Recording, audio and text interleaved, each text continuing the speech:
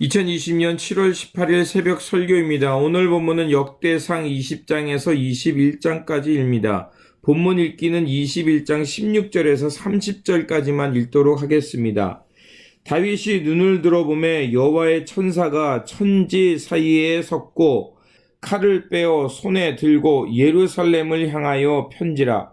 다윗이 장로들과 더불어 굵은 베옷을 입고 얼굴을 땅에 대고 엎드려 하나님께 아뢰되 명령하여 백성을 계수하게 한 자가 내가 아니니까 범죄하고 악을 행한 자는 곧 나니이다. 이 양떼는 무엇을 행하였나이까? 청하건대 나의 하나님 여호와여, 주의 손으로 나와 내 아버지의 집을 치시고 주의 백성에게 재앙을 내리지 마옵소서 하니라. 여호와의 천사가 갓에게 명령하여 다윗에게 이르시기를 다윗은 올라가서 여부 사람 오르낫의 타작 마당에서 여호와를 위하여 제단을 쌓으라 한지라. 이에 갓이 여호와의 이름으로 이른 말씀대로 다윗이 올라가니라. 그때 오르낫이 밀을 타작하다가 돌이켜 천사를 보고 오르낫이 4명의 아들과 함께 숨었더니 다윗이 오르낫에게 나아가매 오르낫이 내다보다가 다윗을 보고 타작 마당에서 나와 얼굴을 땅에 대고 다윗에게 절하매 다윗이 오르낫에게 이르되 이 타작하는 곳을 내게 넘기라. 너는 상당한 값으로 내게 넘기라. 내가 여호와를 위하여 여기 한 제단을 쌓으리니 그리하면 전염병이 백성 중에서 그치리라 하니 오르낫이 다윗에게 말하되 왕은 취하소서. 내 주 왕께서 좋게 여기시는 대로 행하소서. 보소서. 내가 이것들을 드리나이다. 소들은 번제물로, 곡식 떠는 기계는 화목으로, 밀을 소재로 삼으시기 위하여 다 드리나이다 하는지라. 다윗 왕이 오르낫에게 이르되 그렇지 아니하다. 내가 반드시 상당한 값으로 사리라. 내가 여호와께 드리려고 내 물건을 빼앗지 아니하겠고 값없이는 번제로 드리지도 아니하리라 하니라. 그리하여 다윗은 그 터 값으로 근 600세겔을 달아 오르낫에게 주고 다윗이 거기서 여호와를 위하여 제단을 쌓고 번제와 화목제를 드려 여호와께 아뢰었더니 여호와께서 하늘에서부터 번제단 위에 불을 내려 응답하시고 여호와께서 천사를 명하심에 그가 칼을 칼집에 꽂았더라. 이때 다윗이 여호와께서 여부스 사람 오르낫의 타작 마당에서 응답하심을 보고 거기서 제사를 드렸으니 옛적에 모세가 광야에서 지은 여호와의 성막과 번제단이 그때의 기브온 산당에 있었으나 다윗이 여호와의 천사의 칼을 두려워하여 감히 그 앞에 가서 하나님께 묻지 못하더라. 아멘. 오늘 본문은 다윗이 암몬과 블레셋에 대하여 승리하는 말씀과 다윗이 인구 조사를 함으로 하나님께 징계를 받고 회복되는 말씀입니다. 20장은 암몬 왕국의 중심인 남바가 함락당합니다. 그리고 다윗은 예루살렘에 머물러 있었다라고 얘기합니다. 사무엘하 11장은 이 시점을 다윗이 밧세바를 범하는 사건을 기록하고 있습니다. 그런데 여기서는 다윗의 약점이 생략되고 있는 것을 볼 수가 있습니다. 다윗의 범죄한 기록이 누락된 것은 무엇일까요? 그것은 바로 하나님이 다윗의 잘못을 용서하셨다는 전통으로 볼 수 있는 것입니다. 즉 다윗의 죄와 벌의 기록이 없는 것은 사무엘하 12장에서 하나님이 다윗의 죄를 용서하신 그 말씀에 근거해서 여기서 누락되어 있는 것입니다. 그렇습니다. 하나님은 회개한 사람의 죄를 도말하는 분임을 말하고 있는 것입니다. 당시 사람들은 포로기에서 돌아온 와중에도 하나님의 보응을 믿지 않았습니다. 그래서 하나님을 열심히 섬겨야 할 동기가 없었던 것입니다. 포로에서 돌아온 이들에게 죄의 징계는 끝이 났으며 이제 하나님이 다윗을 용서하고 그에게 상금을 내리신 것처럼 포로기에서 돌아온 이들에게 그들의 죄를 이제 용서하시고 회복하실 것이라는 확신을 그들에게 주어야 했기 때문입니다. 그래서 다시 한번 블레셋과의 3번 정투에서 큰 승리한 것을 기록하고 있습니다. 블레셋은 서쪽에서 이스라엘을 괴롭혔던 매우 강력한 족속이었습니다. 그들은 강한 무기와 장대한 체구로 그들은 전쟁에 매우 뛰어나 있었습니다. 그래서 끊임없이 이스라엘 역사 속에서 이스라엘 백성들을 괴롭혔습니다. 그런데 그 막강했던 군인들이 이스라엘 용사 십부게와 엘하난과 요나단에 의해서 그들이 죽임을 당했다라고 말합니다. 이러한 승리는 무엇을 말하겠습니까? 바로 하나님이 다윗과 약속하신 그 언약이 성취되어 감을 말하고 있는 것입니다. 다윗의 왕국을 경고케 하시고 다윗의 영토를 확장하게 하심으로 하나님의 나라를 견고하게 세우셨던 것처럼 이제 하나님의 언약이 다시 회복되어서 그 이스라엘 나라를 견고하게 세워 가실 것임을 말하고 있는 것입니다. 역대기는 다윗의 승리와 이스라엘의 강성과 영토 확장을 통해서 하나님의 신실하심을 말하고 하나님께 신실한 백성들은 틀림없이 하나님으로부터 상급을 얻게 될 것이라는 것을 전하고 있는 것입니다. 그렇게 오늘을 사는 그리스도인들도 어떤 상황에서든지 하나님의 신실하심을 믿고 역사의 주관자이신 하나님을 잊지 말고 하나님의 역사와 뜻을 향해서 묵묵히 살아가라는 것입니다. 그리고 21장은 다윗이 밧세바를 범한 사건과 더불어 2대의 범죄를 다루고 있습니다. 그것은 바로 인구조사입니다. 다윗은 통치 말년에 즉 자기의 정권이 정상에 이른 자리에서 인구조사를 하게 됩니다. 역대기 기자는 이 사건을 사탄이 그를 충동하여 이 일을 행했다라고 기록하고 있습니다. 그리고 사무엘 하는 여호와께서 다윗을 치시려고 이러한 일을 격동하게 하셨다라고 기록하고 있습니다. 사탄이라는 것은 다른 것이 아닙니다. 바로 하나님의 뜻을 거슬리게 하는 자, 충동질하는 자, 유혹하는 자, 선동하는 자라는 뜻입니다.